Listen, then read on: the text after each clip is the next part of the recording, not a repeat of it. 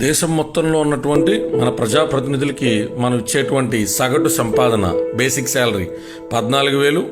Special elevens 8,000 ప్రతి నెల, bullet proof వాహనం ఉంటే కనుక 30,000 రూపాయలు ప్రతి నెల, సొంత వారి ఖరీదైన వాహనం కొనుక్కుంటే 30,000 రూపాయలు ప్రతి నెల, వెనకాతల సెక్యూరిటీ వాహనానికి 25,000 రూపాయలు ప్రతి నెల, అక్కడికి వెళ్ళి వచ్చేటువంటి జనాలకి నియోజకవర్గంలో 8,000 రూపాయలు మెయింటెనెన్స్కి ప్రతి నెల, అలాగే ల్యాప్టాప్ కంప్యూటర్కి 25,000 రూపాయలు, అలాగే సామాగ్రి ఏదన్నా కొనుక్కోవడానికి 3 లక్షల రూపాయలు ఒక్కసారి ఇచ్చేటువంటి వన్ టైం అలవెన్స్, ఇంట్లో పెంగాని సామానం కొనుక్కోవడానికి సాధారణ ఎమ్మెల్యే గారికి 1,50,000 రూపాయలు ప్రతి నెల, 3 స్వీపర్లకి 6,000 రూపాయలు ప్రతి నెల, అలాగే ఆయన ఇల్లు మెయింటెనెన్స్కి సుమారు 1,00,000 రూపాయలు ప్రతి నెల, అలాగే ఆయన అసిస్టెంట్లు, పర్సనల్ అసిస్టెంట్లు, పిఏలకి 18,000 రూపాయలు ప్రతి నెల, అలాగే ఆయన ఆఫీస్లో ఉన్నటువంటి సబార్డినేట్స్, మేనేజర్లకి 30,000 రూపాయలు ప్రతి నెల, హాస్పిటల్కి వెళ్తే 75,000 భారతదేశంలో, బయటికి వెళ్తే 1,75,000, డ్రైవర్కి 12,000, ఎడిషనల్ డ్రైవర్కి 12,000, అలాగే నియోజకవర్గానికి సంబంధించినటువంటి మెయింటెనెన్స్కి 1,16,000 ప్రతి నెల, అలాగే ఆయన కుటుంబ సభ్యులు తిరగడానికి ఫస్ట్ క్లాస్ ఏసీలో ఉచిత టికెట్లు,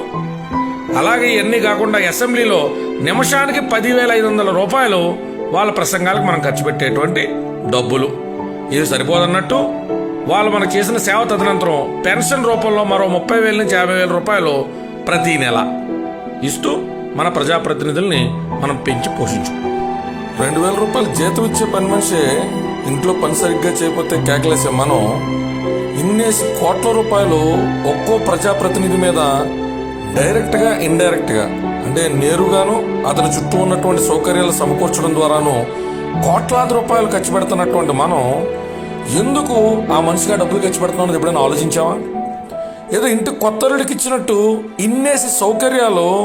మనం ఓ వ్యక్తికి కల్పించేది వేరే ఏ ఆలోచన లేకుండా కేవలం మన నిధులు మనకి సక్రమంగా ఖర్చు పెట్టి మన నియోజకవర్గ తదుపరి రాష్ట్ర అభివృద్ధిని కాంక్షిస్తారని.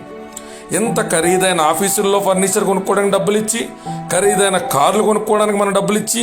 ఖరీదైన జీవితం గడపడానికి ఇచ్చినటువంటి డబ్బులు తీసుకున్న పెమ్మట కూడా